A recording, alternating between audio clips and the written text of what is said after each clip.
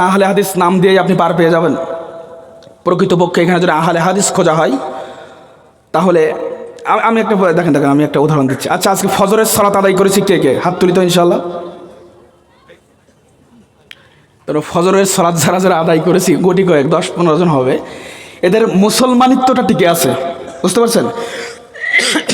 এবার এই নামাজ কাজ হচ্ছে কি না হচ্ছে এটা যদি আপনি বিশ্লেষণ করতে চান, যে হালাল খেয়ে ফজরের নামাজ পড়ে কয়জন, তখন হাতের সংখ্যা কমে যাবে অলরেডি। কারণ আপনাদের এই অঞ্চলে কি বিড়ি আছে নাকি শেখ? বিড়ি আছে না? হ্যাঁ, কমে যাবে।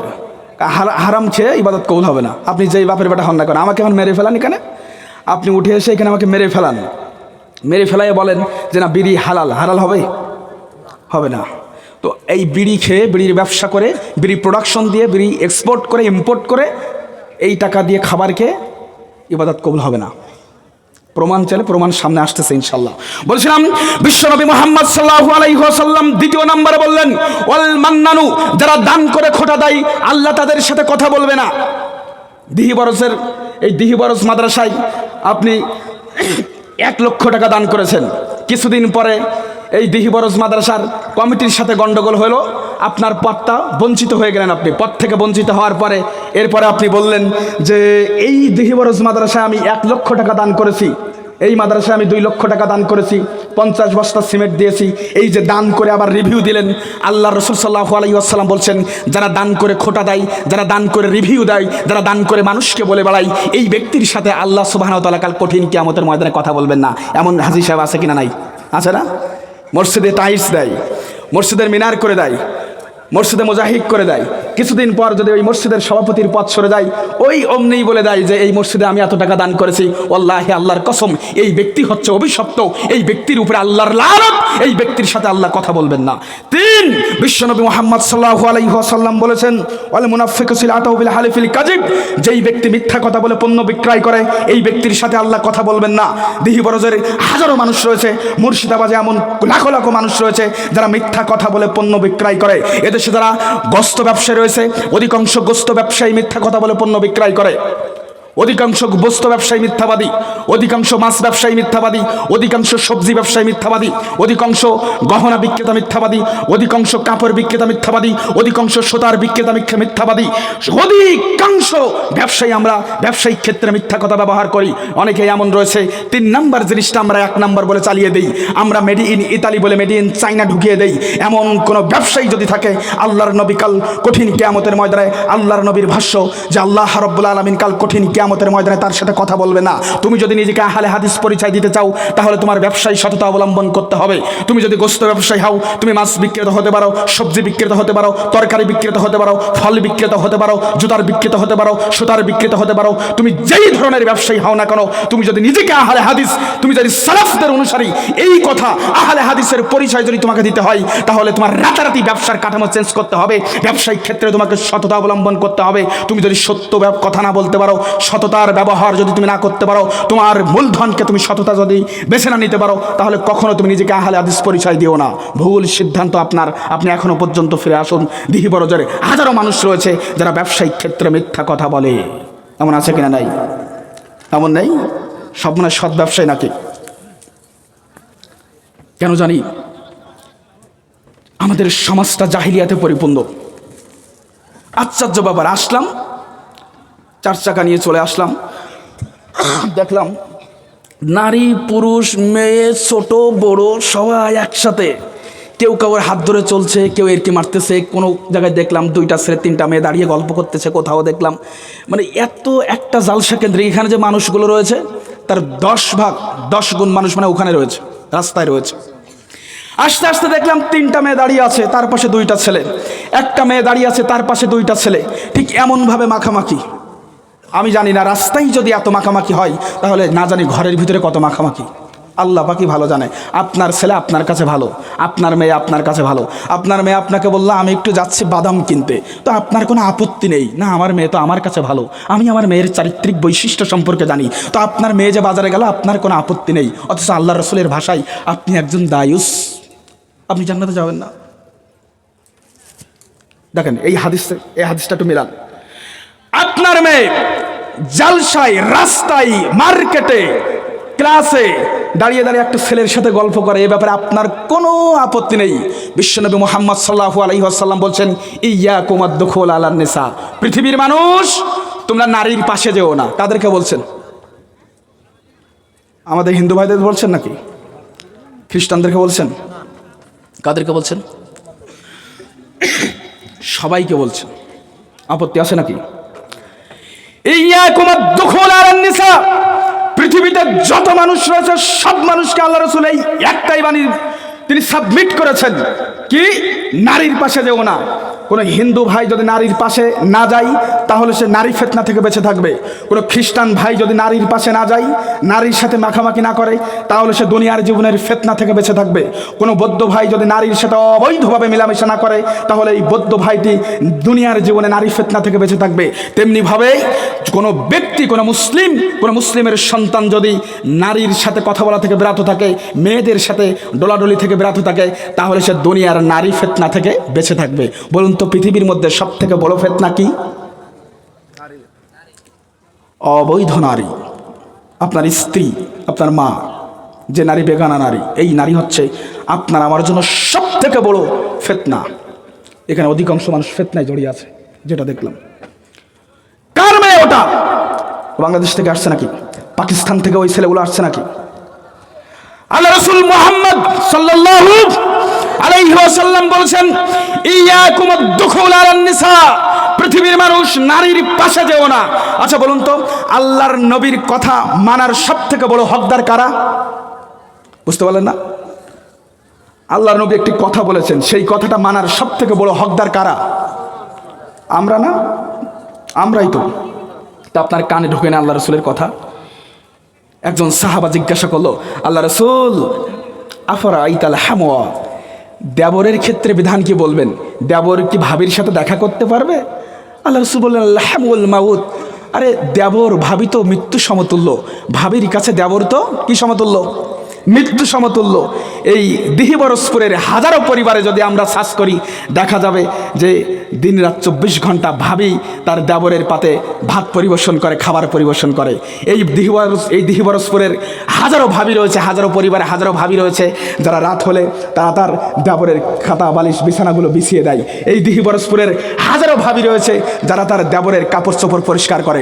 পৃথিবীর বুকে কোনো ভাবি যদি জানতো আমার দেবরকে আল্লাহ রাসূল আমার সাথে মৃত্যুর সাথে সমতুল্য করেছেন, মৃত্যুর সাথে তুলনা করেছেন, তাহলে ওই ভাবি মৃত্যুর সাথে আলিঙ্গন করত, ওই ভাবি মৃত্যুর সাথে আপোষ করত, কিন্তু কখনো দেবরের পাতে ভাত পরিবেশন করতো না, দেবরের কাঁথা বালিশ গুছিয়ে দিত না, দেবরের সাথে বসে বসে খোশ গল্প করতো না। আপনি এখানেই ধরা খেয়ে গেছেন। জান্নাত আপনার থেকে অনেক দূরে চলে গেছে। আপনি মনে করছেন নামাজে জান্নাত, সালাতে জান্নাত, সিয়ামে শুধুমাত্র জান্নাত? না, 24টা ঘন্টা, 24 আওয়ার্স, 24টা ঘন্টা একজন মুসলিম সে আল্লাহ এবং আল্লাহ রসুলের বিধানের উপরে টিকে থাকবে, তবেই সেই ব্যক্তিকেই বলা হয় আহলে হাদিস মুসলিম। আপনি এখন আহলে হাদিস হতে পারেননি। আশ্চর্য ব্যাপার, আশ্চর্য ব্যাপার। আল্লাহ রাসূল সাল্লাল্লাহু আলাইহি ওয়াসাল্লাম বলছেন, মা তারাকতু বা'দি ফিতনাতান হিয়া আদাররু আলার রিজালি মিনান নিসা, আমি মুহাম্মদ সাল্লাল্লাহু আলাইহি ওয়াসাল্লাম আমার মৃত্যুর পরে আমি পুরুষের জন্য নারীর থেকে অধিক কোনো ফিতনার জিনিস আমি মুহাম্মদ সাল্লাল্লাহু আলাইহি ওয়াসাল্লাম দেখি না। নারী হচ্ছে পুরুষের জন্য সব থেকে বড় ফিতনা। আর সেই নারী আর মেয়ে, সেই ছেলে সেই মেয়ে, সেই নারীদের সাথে দাঁড়িয়ে দাঁড়িয়ে গল্প করছে কিছু যুবক পোলাপান। এরা বলছে আমরা আহলে হাদিস, বুকের উপরে হাত বাঁধি, আমরা জোরে আমিন বলি, রাফুল আদিন করে, আমরা জাল হাদিসের উপরে আমল করি না। বেটা তুই তো সহিহ হাদিসের উপরে আমল করিস না, ধান্দাবাজ। কত বড় ধান্দাবাজ, বলে আমরা সহিহ হাদিস মানি। আশ্চর্য ব্যাপার প্রিয় ভাই আমার। অকর্না ফি বুয়ুতিকুন্না লা তাবাররাজনা তাবাররুজাল জাহিলিয়াতিল উলা। পৃথিবীর মানুষ মুহাম্মদ সাল্লাল্লাহু আলাইহি সাল্লামকে আল্লাহ বলছেন, তোমার স্ত্রীরা যেন অন্দর মহলে অন্তঃপুরিকার মধ্যে অবস্থান করে, প্রদর্শনী দিয়ে যেন বাহিরে বের না হয়। আর আজকে আমাদের মেয়েরা প্রদর্শনী দিয়ে বাইরে বের হচ্ছে, অথচ আপনি আমি বাবা, আপনার আমার দিল অন্তর নরম হয় না। এদেশের ভাই, কাল কঠিন কিয়ামতের ময়দানে আল্লাহর কাছে তার বোনের জন্য জাহান্নামী হয়ে যাবে। এদেশের হাজারো বাবা কাল কঠিন কিয়ামতের ময়দানে তার বেপরদা মেয়ের জন্য, বেপরদাশীলা মেয়ের জন্য সে জাহান্নামী হয়ে যাবে। এদেশের হাজারো স্বামী কাল কঠিন কিয়ামতের ময়দানে তার বেপরদা স্ত্রীর জন্য সে জাহান্নামী হয়ে যাবে। এটাই ঠিক। বলছিলাম যে আমরা এখনও পর্যন্ত সামাজিক এবং ধর্মীয় জাহেলিয়াত সম্পর্কে সঠিক জিনিসটাই এখনও পর্যন্ত বুঝি না। এদেশের হাজারো মা এবং বোন রয়েছে যারা সমাজ নষ্ট করে দিয়েছে। কিভাবে? গীবতের মাধ্যমে। কিভাবে? গীবতের মাধ্যমে।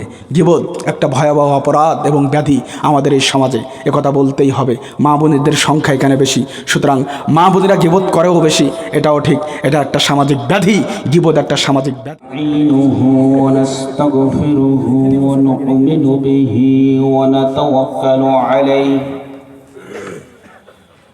ونعوذ بالله من شرور أنفسنا ومن سيئات أعمالنا من يهده الله فلا مضل له ومن يضلله فلا هادي له وأشهد أن لا إله إلا الله وحده لا شريك له وأشهد أن محمدا عبده ورسوله الذي أرسله بالحق بشيرا ونذيرا ودائعا إلى الله بإذنه وسراجا منيرا أما بعد فقد قال الله تبارك وتعالى في كلامه المجيد وفي فرقانه الحميد بعد أعوذ بالله من الشيطان الرجيم بسم الله الرحمن الرحيم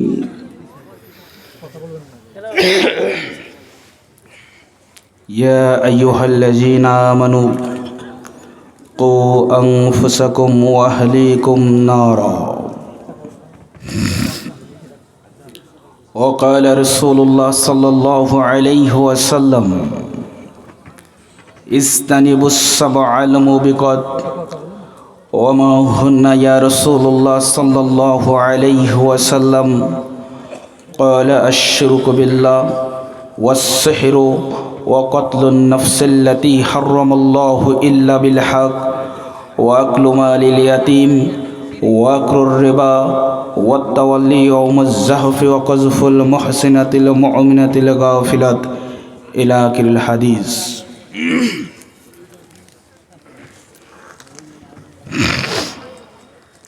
দিহি পরস্পরের সম্মানিত দিনদার ইমানদার মুসলিম ভাই ও পর্দার আড়ালের মা বোনেরা, বলুন তো সর্বদা 24 হর্স 24টা ঘন্টা প্রশংসা হবে কার? সামনের কিছু মানুষ উত্তর দিলেন, পেছনের মানুষগুলো লাজবাব, কোনো জবাব দিলেন না। বলুন তো একটা মানুষের জীবনে 24 হর্স 24টা ঘন্টা প্রশংসা হবে কার? সন্দেহ আছে নাকি? কার কার আছে? হাততালি তো ইনশাআল্লাহ, হাততালি দেখেন। তার মানে বোঝাই গেল এখানে কিছু মানুষ আমরা আছি যে শুধুমাত্র হুজুরকে দেখতে আসে, হুজুর কি বলছে কি না বলছে সেদিকে কোনো খেয়াল নাই। মাহফিলে এসে বসার কথা, এসে তাই বসে, প্রমাণ হয়ে গেল, তাই না? অনেকে হাত তুলল। এখন যদি বলা হয় যে এই মাদ্রাসায় 50,000 টাকা দান করতে হবে, এমন কে কে আসি? কেউ তুলবে না। মানে যাতে পাগল তাহলে ঠিক। প্রশংসা সেই মহান স্রষ্টা প্রতিপালক রব্বুল আলামিনের জন্য, যে মহান রবের কাছে এই দিহিবরসপুরের মানুষেরা চাইতে পারতো না, চাইতে পারতাম না আমি নিজেও, কেউ আমরা রবের কাছে চাইতে পারতাম না। একটা সময় মায়ের পেটের মধ্যে ছিলাম, কিছুই চাইতাম না, কিছুই বুঝতাম না, জীবনের লক্ষ্য ছিল না। তারপরেও সেই মহান স্রষ্টা প্রতিপালক রব্বুল আলামিন আমাকে পরম স্নেহময়ী মমতাময়ী একজন মা দিয়েছেন, যেই মায়ের পিছনে আমার কোনো অবদান ছিল না, যেই মায়ের পিছনে আমার কোনো অবদান ছিল না, যেই মা সম্পর্কে আল্লাহর কাছে আমার কোনো কিছু চাওয়ার ছিল না, এরপরেও আমার না চাওয়াতেই যেই মহান রব আমাকে মমতাময়ী পরম স্নেহময়ী মা দিয়েছেন। সুতরাং প্রশংসা হবে কার? প্রশংসা সেই মহান স্রষ্টা প্রতিপালক রব্বুল আলামিনের। আরে আমি যখন ছোট ছিলাম, মায়ের পেটে ছিলাম, চাইতে পারতাম না ওই রবের কাছে, যে রবের সাথে আমার কোনো পরিচয় ছিল না। এরপরও ওই মহান রব আমাকে ভালোবেসে আমাকে দিয়েছেন বটবৃক্ষের ছায়ার মতো একজন বাবা, যেই বাবা তার জীবনের সমস্ত পরিশ্রমকে, যেই বাবা তার জীবনের সমস্ত অর্জনকে শুধুমাত্র আপনার আমার জন্য রেখে গিয়েছেন, যেই বাবার জমিতে এখনো পর্যন্ত আপনি বসবাস করেন, যেই বাবার জমিতে এখনো পর্যন্ত আপনি ফসল ফলান, যেই বাবার কষ্ট অর্জিত অর্থ এখনো পর্যন্ত আপনার ব্যাংকে রয়েছে, এমন একজন বাবা না চাওয়াতে আল্লাহ সুবহানাহু ওয়া তাআলা আপনাকে আমাকে দিয়েছেন, না চাওয়াতেই যেই মহান রব এত বড় নিয়ামত আপনাকে আমাকে দিয়েছেন।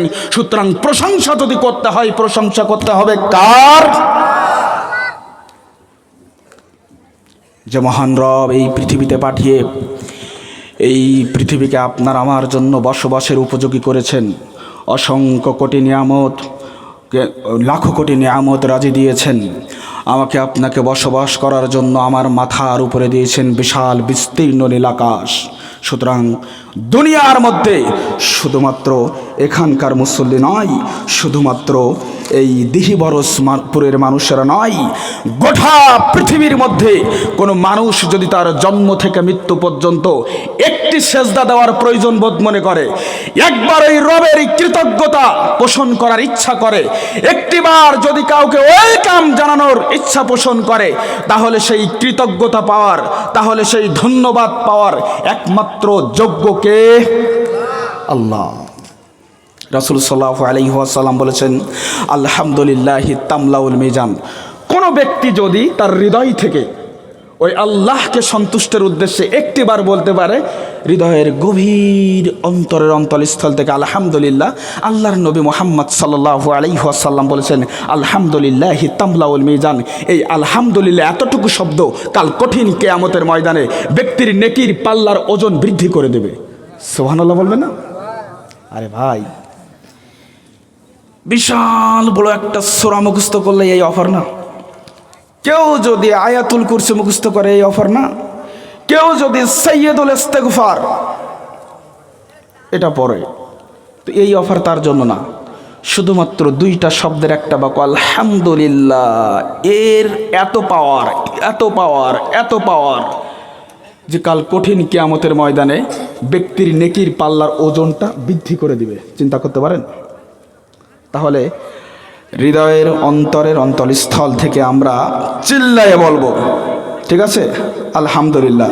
রেডি, 1 2 3 আলহামদুলিল্লাহ, লিল্লাহি তাকবীর, লিল্লাহি তাকবীর।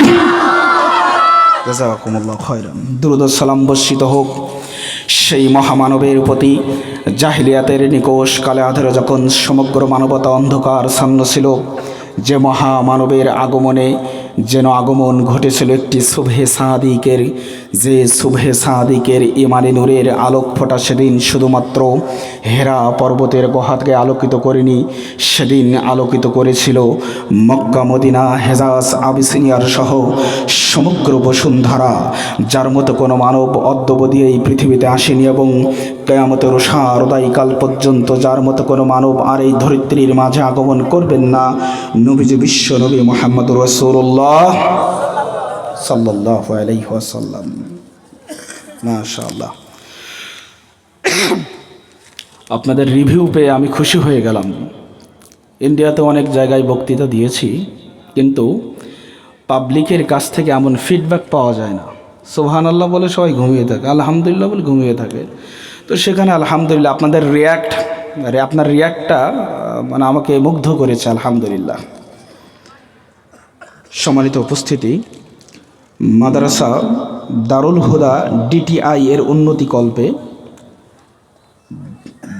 ডিহি বরজ এস গৌরপুর সাগরদিঘি মুর্শিদাবাদ এর নিয়ন্ত্রণাধীন উক্ত মাদ্রাসার এবং এর আশেপাশের দিনী ভাই এবং বোন, বিশেষ করে পদ্মার আলের মা ও বোনেরা, স্কুল কলেজ মাদ্রাসার ছাত্র ভাইয়েরা, অতি আদরের ছোট ছোট সোনামণিরা এবং এই মাদ্রাসার মাহফিল কমিটি, মসজিদ কমিটি, জালসা কমিটির দূর দূরান্ত থেকে যে সমস্ত ভাই তাদের সময়কে কোরবানি করে এই মাহফিল, এই জালসাকে সাকসেসফুল করার জন্য আপনারা দূর দূরান্ত থেকে এখানে আগমন করেছেন, আপনাদের সবাইকে আমার অন্তরস্থল থেকেই ধন্যবাদ জ্ঞাপন করছি।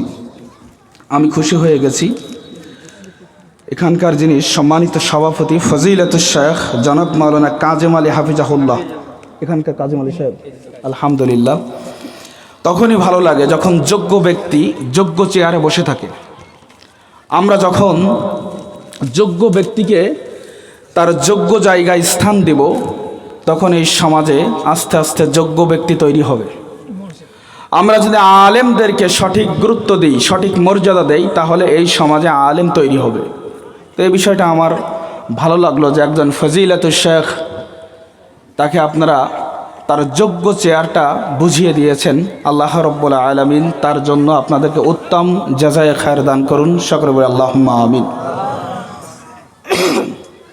বলছিলাম আজকের বক্তব্যের বিষয়, রাতও অনেক হয়ে গেল, আমি সময় বেশি নেব না, তবে যতটুকু সময় আপনাদের সামনে বক্তব্য দিব ততটুকু সময় প্লিজ বে অ্যাটেনশন, একেবারে মনোযোগ সহকারে বক্তব্য শুনতে হবে। সম্মানিত ভাইয়েরা, আজকের বক্তব্যের বিষয় সামাজিক এবং ধর্মীয় জাহেলিয়াত। সামাজিক এবং ধর্মীয় জাহেলিয়াত, সামাজিক জাহেলিয়াত, এ ব্যাপারে অনেক আলেম, এ ব্যাপারে অনেক শেখরা বক্তব্য দেন। আমাদের অন্য অন্য ঘরানার দিনী ভাইরাও বক্তব্য দিয়ে থাকেন। কিন্তু আমরা যখন ধর্মীয় জাহেলিয়াত নিয়ে কথা বলি, তখন আমাদের অনেক ভাই আছেন বলে যে ধর্মের মধ্যে আবার জাহেলিয়াত আছে নাকি, আরে ধর্মের মধ্যে আবার ভুল আছে নাকি, বলেটা কি? এদেশের বুকে, ভারত পাকিস্তান বাংলাদেশের বুকে একমাত্র সালাফি আকিদার আলেম, একমাত্র সালাফিরাই ধর্মীয় জাহেলিয়াত সম্পর্কে কথা বলে। অন্য কোনো ঘরানার, অন্য কোনো ব্লগের মানুষ ধর্মীয় জাহেলিয়াত নিয়ে কথা বলে না। ধর্মীয় জাহেলিয়াত নিয়ে আমাদের সঠিক ধারণা না থাকার কারণে আমাদের জাহেলিয়াত বিস্তার করেছে আজকে পরিবার জীবনে, জাহেলিয়াত বিস্তার করেছে সামাজিক জীবনে, জাহেলিয়াত বিস্তার করেছে আমাদের রাজনৈতিক জীবনে, জাহেলিয়াত বিস্তার করেছে আমাদের অর্থনৈতিক জীবনে, জাহেলিয়াত বিস্তার করেছে আমাদের আন্তর্জাতিক জীবনে। শুধুমাত্র ধর্মীয় জাহেলিয়াত সম্পর্কে আমাদের সঠিক ধর্মীয় জ্ঞান না থাকার কারণে বলছিলাম, এদেশের বুকে সালাফি আকিদার আলেমরা একমাত্র ধর্মীয় জাহেলিয়াত নিয়ে কথা বলে। এটা নিয়ে আবার অনেকেই মস্কারি টিটকারিও করে। শোনো, ইসলাম তো ছিল একমাত্র সৌদি আরবে, ইসলামের জন্ম হয়েছিল সৌদি আরবে, ওখান থেকে ইসলাম ঢুকেছে ইরাকে, ইরাক থেকে ঢুকেছে ইরানে, ইরানের শিয়া মতাদর্শে মিশ্রিত হয়ে ওই ইসলাম ঢুকেছে আফগানিস্তানে, আফগানিস্তান থেকে সুফিবাদ তন্ত্রে মিশ্রিত হয়ে ওই ইসলাম ঢুকেছে পাকিস্তান, ভারত, বাংলাদেশে। সুতরাং এই সৌদি আরবের ধর্ম শিয়া এবং সুফিবাদ তন্ত্রে মিশ্রিত হওয়ার কারণেই এই সালাত, সৌদি আরবের সালাত ঘুরে ঘুরে আস্তে আস্তে বাংলাদেশে হয়ে গেছে নামাজ। সৌদি আরবের জাহান্নাম শব্দটি ঘুরে ঘুরে এসে এদেশে এসে হয়ে গেছে, জাহান্নামটা হয়ে গেছে দোজক, আর ভেস্ত নামটা হয়ে গেছে এদেশে এসে কি, জান্নাত নামটা কি হয়ে গেছে, ভেস্ত। আরে রোজা তো রোজাই ছিল, সাউম তো সাউম ছিল, সাউমের কোনো ক্যাটাগরি ছিল না, এটা ছিল এসএম, এটা ছিল বিশিষ্ট, কিন্তু এই সাউমটা এদেশে এসে হয়ে গেল রোজা। সুতরাং প্রত্যেকটা জিনিসের মধ্যে পরিবর্তন এসেছে। সুতরাং যেই জিনিসের বিশেষ্য নামের মধ্যে পরিবর্তন এসেছে, তাহলে ওই বিষয়ের ভিতরেও পরিবর্তন হয়ে গেছে। সুতরাং ধর্মীয় জাহেলিয়াত আছে আমাদের সমাজে, সামাজিক জাহেলিয়াত আছে। আজকে আমরা দেখি সামাজিক জাহেলিয়াতে পরিপূর্ণ আমাদের সমাজ। সমাজ আজকে ইসলামী সমাজ নেই, সমাজে আজকে ইসলামের আলো নেই। রাসূল সাল্লাল্লাহু আলাইহি ওয়াসাল্লাম বলেছেন, বাইনা দাসসাআতি আইয়ামুল হারজ, এমন একটা যুগ আসবে সেই যুগটা হবে হত্যার যুগ। এমন একটা যুগ আসবে সেই যুগটা হবে হত্যার যুগ। ইয়াজিলু ফিহাল ইলমু ওয়া ইজহারু ফিহাল জাহলু, সেই যুগে ইলমটাকে উঠিয়ে নেওয়া হবে এবং জাহেলিয়াত বিস্তৃত করা হবে। সেই যুগে ইলমটা উঠে যাবে এবং জাহেলিয়াত বিস্তৃত হয়ে যাবে। এমন একটা যুগ আসবে সেই যুগটা হবে হত্যার যুগ। আজকে আমরা যদি আমাদের সমাজের দিকে তাকাই তাহলে সেই যুগেই আমরা এসেছি। আল্লাহর নবী মুহাম্মদ সাল্লাল্লাহু আলাইহি ওয়াসাল্লাম এখান থেকে ১৫০০ বছর পূর্বে যেই ভবিষ্যৎবাণী করে গিয়েছেন যে এমন একটা যুগ আসবে হত্যার যুগ। কিছুদিন আগে দেখেছেন আপনারা বাংলাদেশের বুকে রাজনৈতিক ইস্যুকে কেন্দ্র করে ট্রেনের মধ্যে আগুন দেওয়া হয়েছে, এটা দেখেননি? যেই ব্যক্তি ট্রেনের মধ্যে ঘুমিয়েছিল ওই ঘুমিয়ে থাকা ব্যক্তি জানে না কেন আমি আগুনে পুড়ে গেলাম, আগুনে পুড়ে কেন আমি মারা গেলাম। যেই ব্যক্তি ট্রেনের মধ্যে আগুন দিয়েছে এই ব্যক্তি নিজেও জানে না আমি কেন ট্রেনের মধ্যে আগুন দিচ্ছি, আমি কেন ট্রেনে ঘুমিয়ে থাকা ব্যক্তিদেরকে আগুন দিয়ে পুড়িয়ে মারতেছি। এমন একটা যুগ আসবে সেই যুগটা হবে হত্যার যুগ। হত্যাকারী নিজেও জানবে না কেন আমি হত্যা করলাম, এবং যেই ব্যক্তি হত্যার শিকার হবে এ ব্যক্তি নিজেও জানবে না আমি কেন হত্যা হলাম, আমি কেন মারা গেলাম। কেননা এই যুগে হচ্ছে ইলমটাকে উঠিয়ে নেবেন। এমন একটা যুগ যেই যুগে জাহেলিয়াত বিস্তৃত হয়ে যাবে। আমি আমার চোখে এই যুগ ছাড়া দেখি না। এই যুগ সেই যুগ যেই যুগ আল্লাহ রাসূল সাল্লাল্লাহু আলাইহি ওয়াসাল্লাম এখান থেকে ১৫০০ বছর পূর্বে যেই যুগের কথা বলেছেন এটাই হচ্ছে হত্যার যুগ, এটাই হচ্ছে হারজের যুগ। এই যুগে নীতি নৈতিকতাকে হত্যা করা হবে, এই যুগে আদর্শকে হত্যা করা হবে, এই যুগে মানুষের মনুষ্যত্বকে হত্যা করা হবে, এই যুগে মানুষকে হত্যা করবে। আজকে সম্পদের জন্য মানুষকে হত্যা করে, ভাই ভাইরে হত্যা করে, টাকার জন্য হত্যা করে। আজকে মানুষের ব্যক্তি স্বার্থ চরিতার্থ করার জন্য মানুষকে হত্যা করে। আর এটাই হচ্ছে হারজের যুগ। এদেশের বুকে হাজারো মা এবং বোন রয়েছে, এদেশের বুকে হাজারো মা এবং বোন রয়েছে, এদেশের বুকে হাজারো দিনী যুবতী বোন রয়েছে যারা অল্প বয়সে প্রেম নামক এবং নিকৃষ্ট সম্পর্কে জড়িয়ে গিয়ে তারা অবৈধ গর্ভপাত করে সন্তান হত্যা করেছে। এমন ব্যক্তি আছে কিনা? নাই। কিছুদিন আগে দেখবেন আমাদের বাংলাদেশের বুকে নর্দামা থেকে একটা রাস্তার কুকুর একটি নবজাতক শিশুকে নিয়ে মানুষের সামনে এনে প্রমাণ করে দিল যে মানুষ তোরা এখন আর মানুষ নেই, তোরা কুকুরের থেকেও অধম। আমার ওই বোনকে দেখে কষ্ট হয়, যেই বোন রাতারাতি একটি যুবকের সাথে প্রেম করে অবৈধ সম্পর্ক স্থাপন করে, যার বদৌলতে অবৈধ গর্ভপাত করে, অ্যাবর্শন করে সন্তান হত্যা করে। আমার ওই বোনকে দেখে কষ্ট হয়, ওই যুবককে দেখে কষ্ট হয় যারা এভাবে রাতারাতি মানুষ হত্যা করে, রাতারাতি নবজাতক নিষ্পাপ শিশুকে হত্যা করে নর্দমার মধ্যে ফেলে দিয়ে আসে। এই বোন আর এই যুবককে দেখে আমার কষ্ট হয়। তুমি কি জানো না আল্লাহর নবী বলেছেন এটাই হচ্ছে হত্যার যুগ। আল্লাহর নবী বলেছেন হারজের যুগ, হত্যার যুগ। আমি তো দেখি 21শ শতাব্দীর এই যুগে, আমি তো দেখি সেই হত্যার যুগে আমরা বসবাস করতেছি। শোনো, আল্লাহর নবী মুহাম্মদ সাল্লাল্লাহু আলাইহি ওয়াসাল্লামকে আল্লাহ বলেছেন পৃথিবীর মানুষ ওয়া মাইয়াকতুল মুমিনাম মুতাআম্মিদান ফাজাজাউহু জাহান্নাম।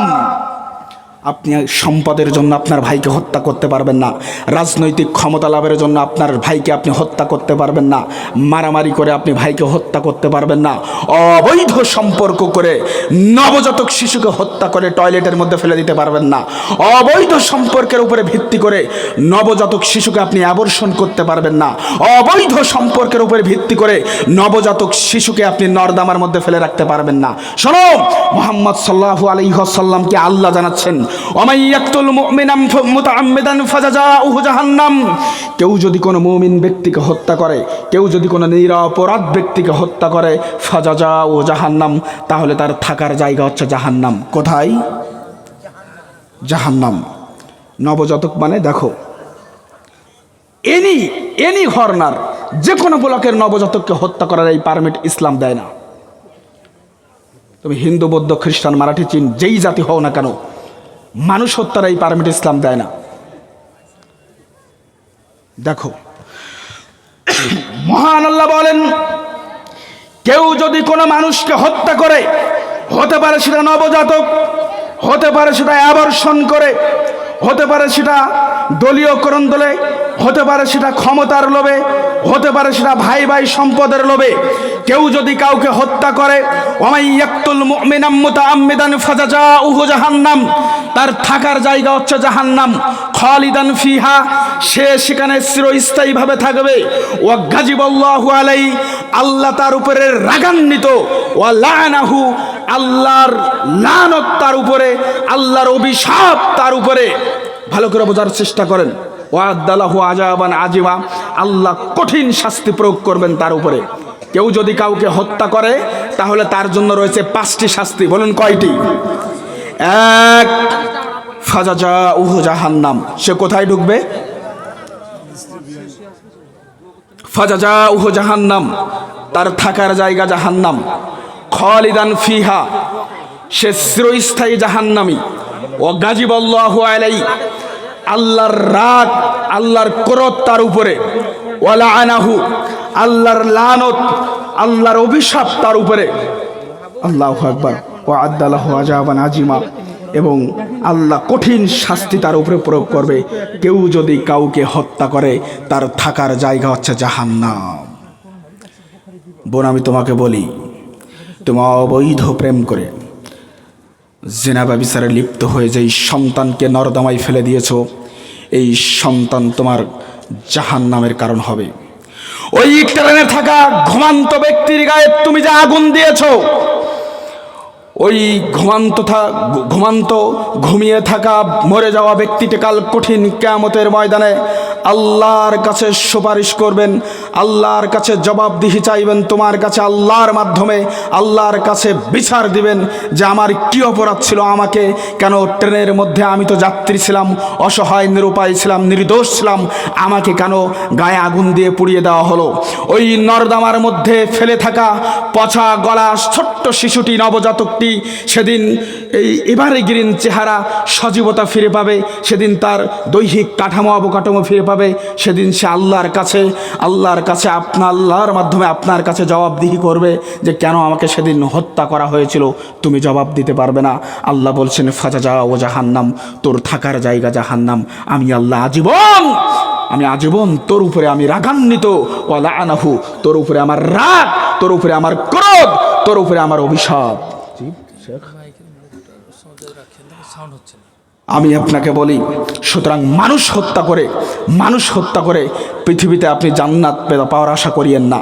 মানুষ হত্যা করে আপনি ঈমান টিকিয়ে রাখতে পারবেন না। রাসূল সাল্লাল্লাহু আলাইহি ওয়াসাল্লাম বলেছেন, ইস্তানিবুস সাবআল মুবিকাত, পৃথিবীতে 7টি ঈমান বিধ্বংসী বিষয়। আল্লাহ রাসূল সাল্লাল্লাহু আলাইহি ওয়াসাল্লাম বলছেন, 1, আশশিরকু বিল্লাহ, মানুষ শিরিক করবে। 2, ওয়াসসিহরু, মানুষ জাদু করবে। 3, ওয়াকাতলুন নাফসিল্লাতী হারামাল্লাহু ইল্লা বিল হক, মানুষ জেনে বুঝে অবৈধভাবে মানুষকে হত্যা করবে। আজকে যেন আমরা সে হত্যার যুগে বসবাস করতেছি। প্রিয় ভাই আমার, বলছিলাম সামাজিক জাহেলিয়াত। এদেশের আহলে হাদিসের মানুষেরা আজও পর্যন্ত সামাজিক জাহেলিয়াতটি বোঝে না। এদেশের বুকে মানুষেরা ধর্মীয় জাহেলিয়াত সম্পর্কে বোঝে না। আমি যখন গাড়ি নিয়ে আসলাম, অধিকাংশ যুবকদেরকে দেখলাম তারা টাকনোর নিচে কাপড় ঝুলিয়ে তারা অহরহ ঘুরে বেড়াচ্ছে, অথচ টাকনোর নিচে কাপড় ঝুলিয়ে পড়া স্পষ্টভাবে হারাম। আল্লাহর রাসূল সাল্লাল্লাহু আলাইহি ওয়াসাল্লাম বলেছেন, সালাসাতুল্লাহ ইকাল্লিহুমুল্লাহু ইয়াউমাল কিয়ামা, কাল কঠিন কিয়ামতের ময়দানে 3 শ্রেণীর ব্যক্তির সাথে আল্লাহ কথা বলবেন না। ওয়ালা ইয়ানজুরু ইলাইহিম, আল্লাহ তাদের দিকে তাকাবেন না। ওয়ালা ইউযাক্কিহিম, আল্লাহ তাদের পাপ ক্ষমা করবেন না। ওয়ালা হুম আযাবুন আলিম, আল্লাহ তাদের কঠিন শাস্তি প্রয়োগ করতে থাকবেন। হাদিস বড় কত কঠিন। আপনি আহলে হাদিস পরিচয় দেন, আরে আপনার সন্তান এখনো পর্যন্ত টাকনোর নিচে কাপড় ঝুলিয়ে পড়ে। আপনি নিজেকে আহলে হাদিস পরিচয় দেন, অথচ আপনার মেয়ে এখনো পর্যন্ত টাকনোর উপরে কাপড় উঠিয়ে পড়ে, অথচ আপনি বলছেন আপনি আহলে হাদিস। আশ্চর্য ব্যাপার। কিছু ছেলেদেরকে দেখলাম যারা দায়িত্ব পালন করতেছে, আসার সময় অনেক যুবকদেরকে দেখলাম তারা টাকনোর নিচে কাপড় ঝুলিয়ে পড়েছে অহরহ। অবশ্যই তারা আহলে হাদিসের বাচ্চা হবে। তারা পরিচয় দেয় আমি আহলে হাদিস। ওয়াল্লাহি, আপনি যদি টাকনোর উপরে কাপড় উঠিয়ে না পড়তে পারেন, যুবক ভাই, তুমি কখনো নিজেকে আহলে হাদিস পরিচয় দিও না। তোমার আহলে হাদিস পরিচয় যদি তোমাকে টাকনোর উপরে কাপড় উঠিয়ে পড়াতে না পারে, তাহলে ওই আহলে হাদিস পরিচয় তুমি দিও না। যুবতী বোন, তোমাকে বলি, তুমি যদি টাকনোর উপরে কাপড় ঝুলিয়ে না পড়তে পারো, তোমার পায়ের অংশ যদি তুমি ঢাকতে না পারো, তাহলে তুমি কখনো আহলে হাদিস একজন মুমিনা, আহলে হাদিস একজন আয়েশা, আহলে হাদিস একজন মারিয়াম, তুমি এই পরিচয় দিও না। আল্লাহ রাসূল সাল্লাল্লাহু আলাইহি ওয়াসাল্লাম বলছেন যে আল্লাহ কথা বলবেন না, আল্লাহ তার দিকে তাকাবেন না। সে কে? যে টাকনোর নিচে কাপড় ঝুলিয়ে পড়ে। অহরহর ব্যক্তিকে দেখলাম যারা টাকনোর নিচে কাপড় ঝুলিয়ে পড়ে আছে, আর অনেকগুলো যুবতী মেয়েকে দেখলাম বোরকা তো নেই ওন্না পরে এসেছে, তাদের টাকনোর পায়ের দিকে আমি খেয়াল করলাম, দেখলাম তারা টাকনোর উপরে, অহরহর মেয়েরা টাকনোর উপরে কাপড় উঠিয়ে পড়ে আছে। তারা কেউ বাদাম খাচ্ছে, কেউ মেলায় ঘুরে বেড়াচ্ছে। এটাই হচ্ছে আহলে হাদিসের ঘরের সন্তান। আচ্ছা যে বাবার হাসি লাগে, এরা আবার আহলে হাদিস। অনেক আহলে হাদিস ভাই বলে যে আমার একটা মেয়ে, 3টা ছেলে, একটু দোয়া করবেন। কারোর মুখে নেই তো দাড়ি। আবার ওদের ভিতরে সবই দেখলাম যে বিদেশি সংস্কৃতি দ্বারাই তারা পরিপুষ্ট। ওদের মধ্যে ইসলামের কোনো আদর্শ নেই, ওদের মধ্যে নবী মুহাম্মদ সাল্লাল্লাহু আলাইহি ওয়াসাল্লামের কোনো আদর্শ নেই। ওরা আবার আহলে হাদিস। শোনো, তুমি তোমার সন্তানকে আব্বু বলে চুমু খাও, তাই না? আমরা আমাদের সন্তানকে আব্বু বলে চুমু খাই, আমরা আমাদের মেয়েকে আম্মু বলে চুমু খাই। অথচ আব্দুল্লাহ ইবনে আব্বাস রাদিয়াল্লাহু তাআলা আনহু বলছেন, চমৎকার হাদিস দেখেন, লানা রাসূলুল্লাহ সাল্লাল্লাহু আলাইহি ওয়াসাল্লাম, আল্লাহ রাসূল সাল্লাল্লাহু আলাইহি ওয়াসাল্লাম অভিশাপ দিয়েছেন, আল্লাহ রাসূল সাল্লাল্লাহু আলাইহি ওয়াসাল্লাম লানত করেছেন আল মুকান্নাসিনা মিনার রিজালি, ওই পুরুষকে, ওই যুবককে, যেই পুরুষ হয়েও নারীর ভঙ্গিমা অনুসরণ করে।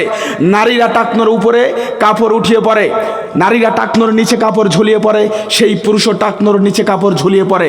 নারীরা যেটা করে ওই পুরুষ সেটা করে, নারীরা যেভাবে চলে ওই পুরুষ সেইভাবে চলে। আল্লাহর নবী মুহাম্মদ সাল্লাল্লাহু আলাইহি ওয়াসাল্লামের অভিশাপ আপনার সন্তানের উপরে। আপনি বলছেন আমার মেয়েটা খুবই ভালো, আমার মেয়েটা বিয়ে অনার্স করেছে, মেয়ের প্রতি ভীষণ টান আর মহাব্বত আপনার।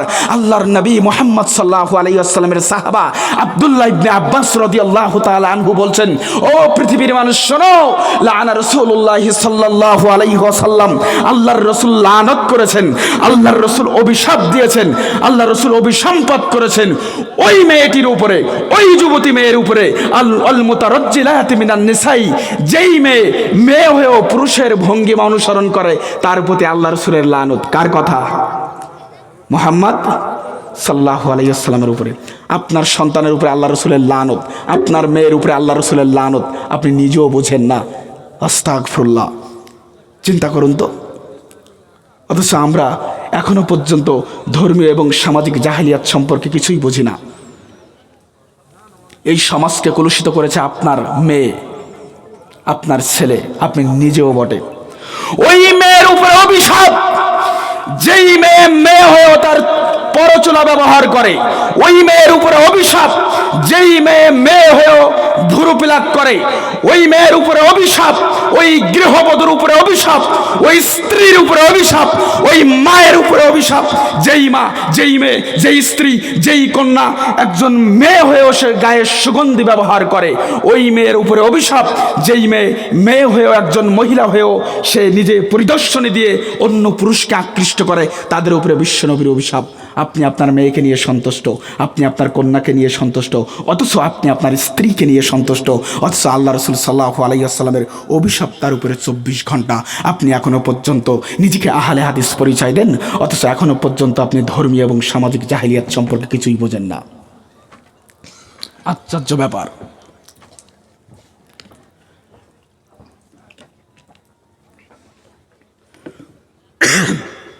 দিহি বরসপুরের হাজারো এমন মানুষ রয়েছে যারা আমরা এখনো ইসলাম বুঝি না। আরে আপনি কি মনে করছেন